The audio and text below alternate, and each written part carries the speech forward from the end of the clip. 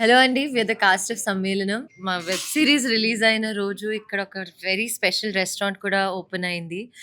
నర్తనశాల అని ఏఎంబి ఆపోజిట్లో ఉంది. It is very rare that వెజిటేరియన్స్కి good food and very very tasty food. I loved the sambar rice అండి, ghee roast sambar rice. చాలా చాలా టేస్టీ ఉండే. The owner is also very sweet అండి, వెరీ డౌన్ టు ఎర్త్.